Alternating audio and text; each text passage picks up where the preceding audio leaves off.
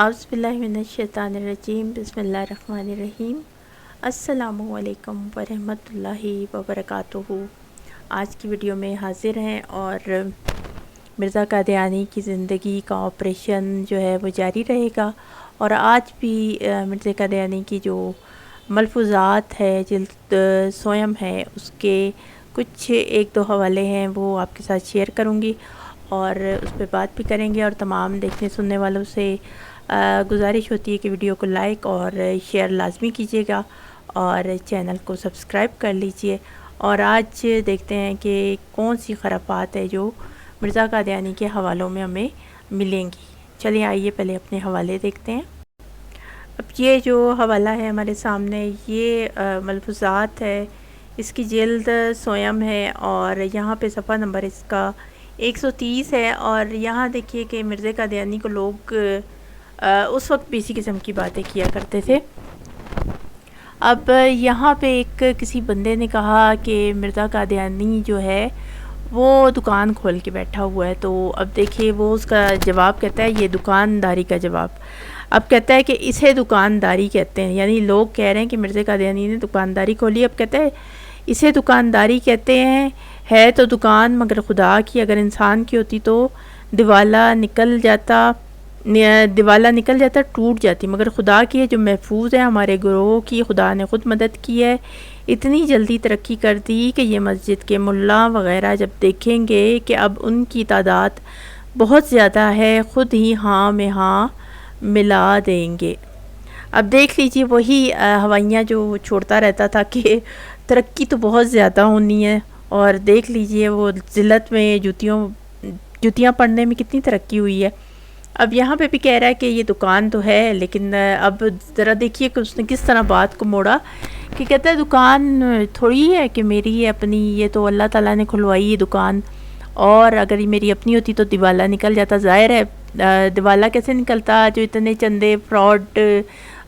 دھوکے لوگوں کو لوٹا، تو دکان تو بہت چل رہی تھی۔ اور دوسرا کہتا ہے کہ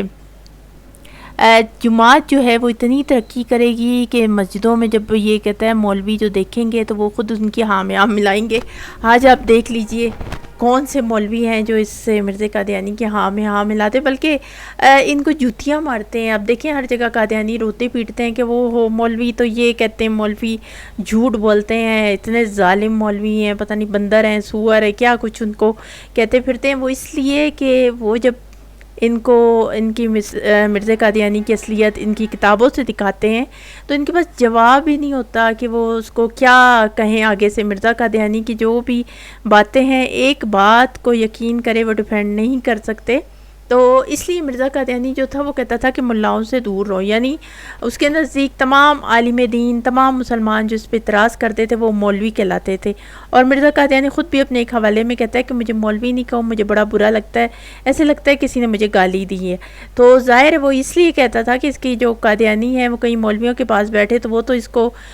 جو یہ قرآن کی آیات توڑ مروڑ کے پیش کر رہا ہے، جو احادیث نبوی کے غلط مفہوم اور قرآنی آیات کے، تو وہ تو سارا لوگوں کو سچ بتائیں گے اور ایک ایک بات کھول کے بتائیں گے، تو پھر اس کے پاس کیا رہ جائے گا۔ تو مرزا قادیانی دیکھیں وہ متنفر ہی کرتا رہتا تھا، تمام جو علماء اکرام تھے ان کو یہ مولوی کہتا تھا تذلیل کے طور پہ، اور اس کا کام یہی تھا کہ اپنی قوم کو جو ہے وہ ان عالم دین اور علم رکھنے والے لوگوں سے دور رکھے۔ اب جو اگلا حوالہ ہے وہ بھی ملفوظات جلد سویم ہے اور صفحہ نمبر 131 ہے، 4 مارچ 1903 صبح کی سیر۔ یہ سیر و تفریح تو مرزا قادیانی کا ایک تھا، وہ سیر و تفریح کے لیے آیا تھا اور اس کو جو ہے وہ انجوائمنٹ کی ضرورت ہوتی تھی ہر وقت۔ اب کہتا ہے جو خدا کے واسطے ہوتا ہے اسے 1000 چندہ دیا جاتا ہے، جو شخص خدا کی طرف قدم اٹھاتا ہے اس پر خدا سے نور اترتا ہے، وہ اپنے فرشتوں کو اس کی خدمت کے واسطے معمور فرماتا ہے، جو اس کے واسطے کچھ کھوتا ہے اس کو اس سے 1000 چندہ دیا جاتا ہے۔ دیکھو صحابہ میں سب سے پہلے حضرت ابو بکر صدیق رضی اللہ عنہ نے اپنا سارا مال اللہ تعالیٰ کی راہ میں خرچ کر دیا تھا اور کمبل پوش بند پھرا تھا، مگر جب خدا تعالیٰ نے اسے دیا تو کیا دیا، دیکھ لو کیسی مناسبت ہے کہ اس نے چونکہ سب صحابہ رضی اللہ عنہم سے اول خرچ کیا تھا، اسے سب سے پہلے خلافت کا تخت عطا کی گیا۔ غرض کوئی خدا کوئی بخیل نہیں اور نہ اس کے فیض میں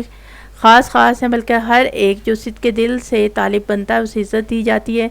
یہ ہمارے دشمن تو اللہ تعالیٰ سے جنگ کرتے، بھلا ان سے آسمانی باتیں اور تائیدات روکی جا سکتی، ہرگز نہیں، پر نہ لے کہ پانی کو تو کوئی روک بھی سکتا ہے، مگر جو آسمان سے موسلا دھار بارش ہونے لگ جائے اس کو کون روک سکے گا؟ اور ان کے آگے کون سا بند لگا دیں گے؟ ہمارا تو سارا کاروبار آسمانی، پھر بھلا کسی کی کیا مجال کہ اس میں کسی قسم کا حرج یا خلل واقع کر سکے۔ اور پھر آگے یہاں پہ لکھ رہا ہے کہ کہتا ہے کہ فرشتوں پر ایمان ہے، کہ یعنی جو لوگ اخلاص سے اسلام میں داخل ہوتے وہ کوئی شرط نہیں باندھتے، جو شرطیں پیش کر کے اسلام لانا چاہتا ہے وہ ضرور کھوٹ رکھتا ہے۔ یہاں پہ مرزا قادیانی جو ہے وہ یہ چندے والا قصہ جو تھا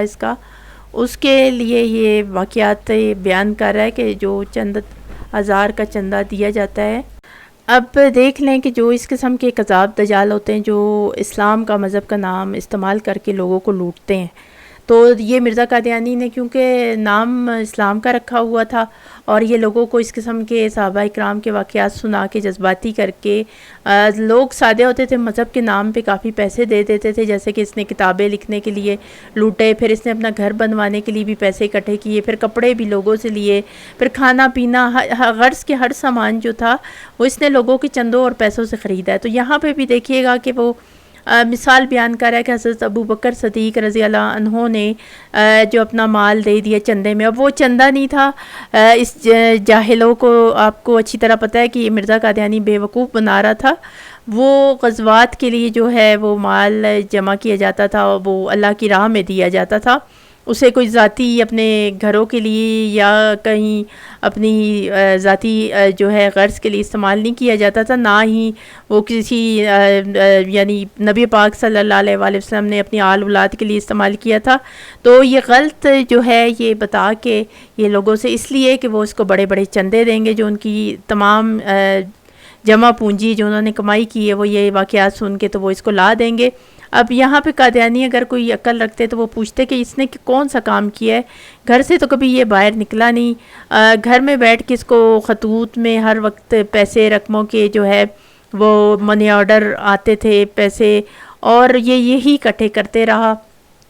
اور ہر طرح کی جو ہے اس نے وہ کر کے دھوکہ جو فریب ہے وہ لوگوں سے وہ پیسہ لوٹا ہے۔ تو اس نے کون سا ایسا کام کیا کہ جو اس کو چندے اور یہ چیزیں دی جائیں؟ یہ چندے اس کے اپنے گھر کے لیے استعمال ہوتے تھے۔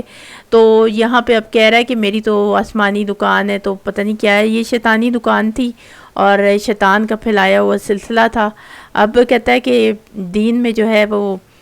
شرطیں باندھ کر جو آتا ہے وہ اخلاص نہیں رکھتا، حالانکہ خود 50,000 شرطیں لگائی ہے کہ فلاں چندہ دے گا، فلاں وصیت کرے گا، فلاں یہ کرے گا تو تب وہ رہے گا جماعت میں، اگر ان کو چندہ نہ دو تو پھر تم لوگ کیوں اپنے مذہب سے لوگوں کو جو ہے قادیانیوں کو نکال دے؟ تو یعنی شرطیں باندھ کے جو ہے وہ خود چلا رہے ہیں، اور لوگوں کہتے ہیں کہ وہ بنا شرط کے، بنا کوئی چوں چرا کیے جو ہے وہ آ جائے اور منہ سے ایک لفظ نہ نکالے، ساری جو کمائی ہے سب کچھ ہے، جو مانگا جائے وہ لا کے ان کے قدموں میں رکھیں، اور ان کا جو کاروبار تھا وہ مرزا قادیانی کا وہ چلتا رہے۔ تو یہ آج کی ویڈیو تھی ہماری، اور مجھے یقین ہے کہ آپ کو آج بھی کافی کچھ جو ہے وہ نیا دیکھنے کو اور سننے کو ملا ہوگا مرزا قادیانی کی جو ہے زندگی کے متعلق، اور کافی جو حوالے بھی آپ کی علم میں آئے ہوں گے۔ اور تمام دیکھنے سننے والوں سے گزارش ہے کہ ویڈیو کو لائک کیجیے گا